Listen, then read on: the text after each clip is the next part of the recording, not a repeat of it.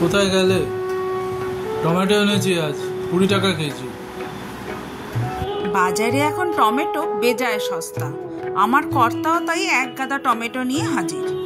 এত টমেটো কি করব ভাবতে ভাবতে কর্তাই সাজেস্ট করলেন টমেটো সস বানানোর। আজকে বন্ধুরা বাড়িতে কিভাবে নিরামিষ টমেটো সস বানালাম সেটাই আপনাদের সঙ্গে শেয়ার করব। 2.5 কেজি টমেটো থেকে আমার প্রায় 750 গ্রাম ঘন টমেটো সস তৈরি হয়েছে। এবার আসি পদ্ধতিতে। বাজার থেকে কেনা টমেটো বুঝতেই পারছেন গায়ে অনেক নোংরা লেগে থাকে, তাই টমেটোগুলোকে আমি ভালোভাবে ঘষে ঘষে পরিষ্কার করলাম। তারপর আধ ঘন্টা ঠান্ডা জলে ডুবিয়ে রাখলাম। এতে টমেটোটা যেমন ভালো পরিষ্কার হয়, তেমনি রাসায়নিক কীটনাশক বা সারের ক্ষতিকর দিকটাও অনেকটাই কমে যায়। এরপর আমি টমেটোগুলোকে অর্ধেক করে কেটে নিলাম, তাতে রান্না করতে সুবিধা হবে। আর বোটার যে শক্ত দিকটা সেই দিকটা আমি কেটে বাদ দিয়ে দিলাম। এইভাবে আমি সবকটা টমেটোই কেটে নেব।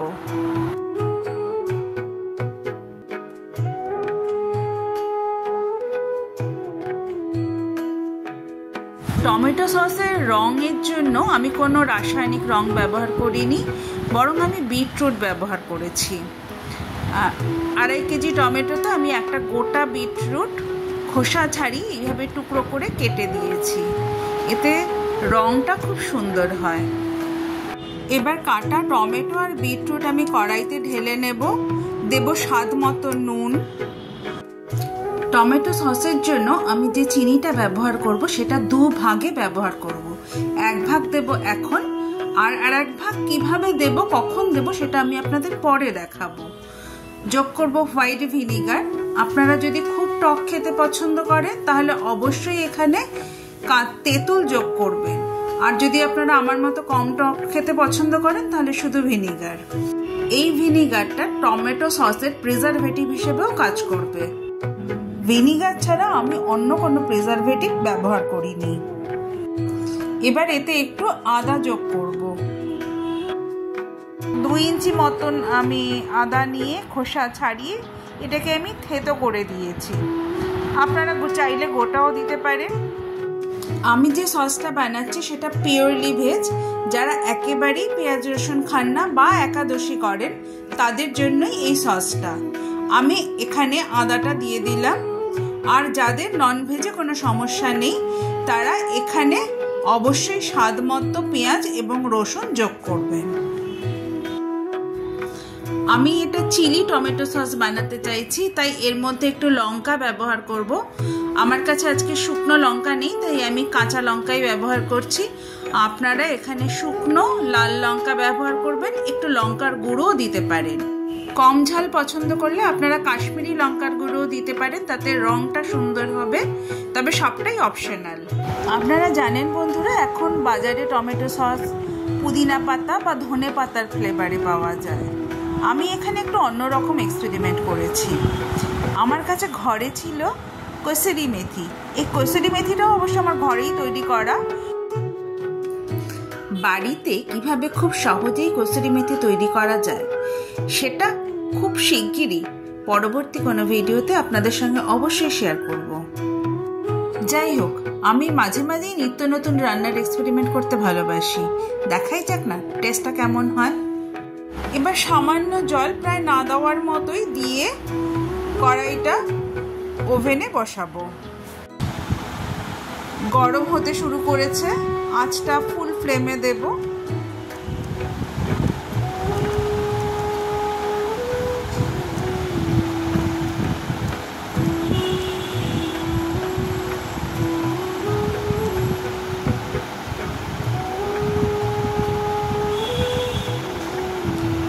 জল ফুটতে শুরু করেছে, টমেটোও ফুটতে শুরু করেছে। এবার সামান্য নেড়ে চেড়ে এটাকে একটা আঁচ কমিয়ে একটা ঢাকনা দিয়ে ঢেকে দেব। এবার ধিমে আঁচে টমেটোটা সেদ্ধ হতে দেব। টমেটো খুব নরম সবজি, তাই সেদ্ধ হতে সময় লাগে না। মিনিট 10-এর মধ্যেই দেখবেন আপনি টমেটোগুলো দেখুন ভালো সেদ্ধ হয়ে গেছে।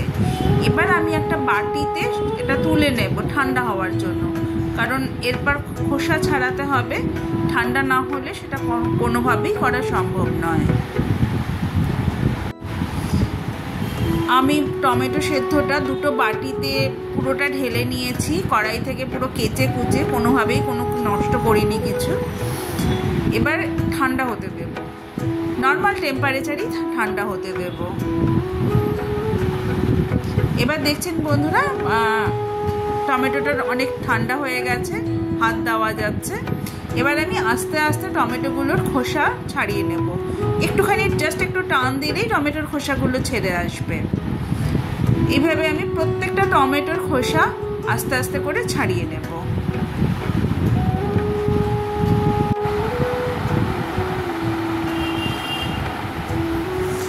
একটাও টমেটোর যাতে খোসা না ছাড়ে সেই দিকে নজর রাখতে হবে, কারণ টমেটোর খোসাটা থেকে গেলে টমেটো সসটা খেতে একটু ভালো লাগবে না। তাই উল্টে পাল্টে চারদিকে দেখে নিয়ে সবকটা টমেটোর খোসা ছাড়িয়ে নিতে হবে।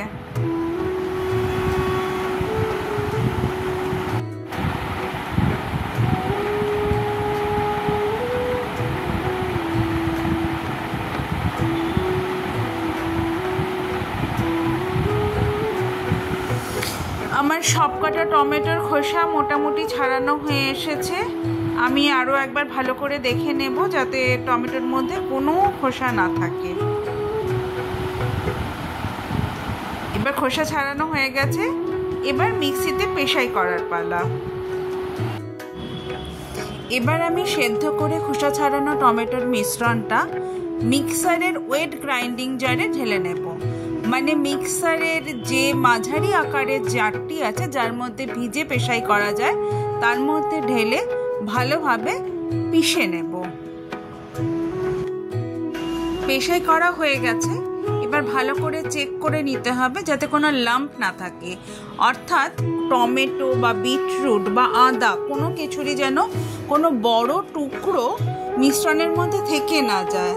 এবার আমি টমেটো পিউরিটাকে আরও একবার ফোটাবো।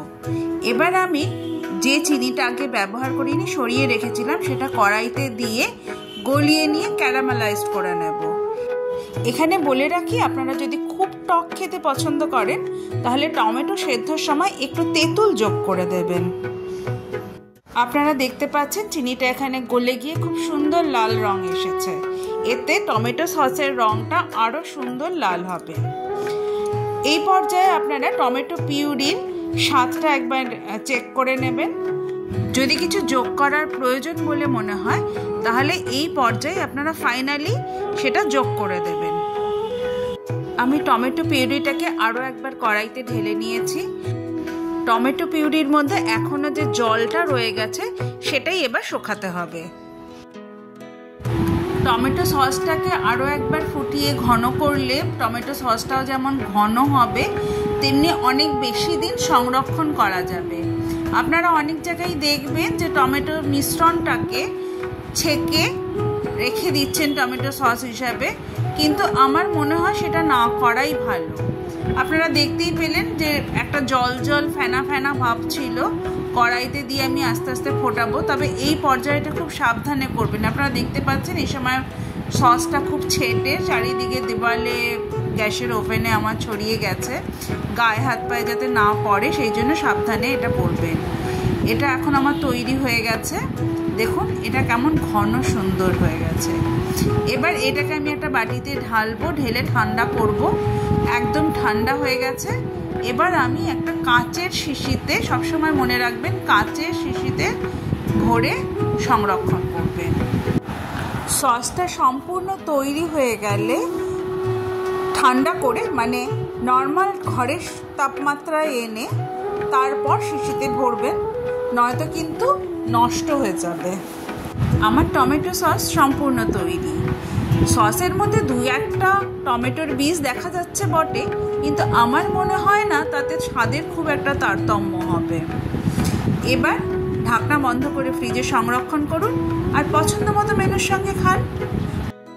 আমার রেসিপিটি যদি ভালো লাগে তাহলে অবশ্যই Please like, share and subscribe.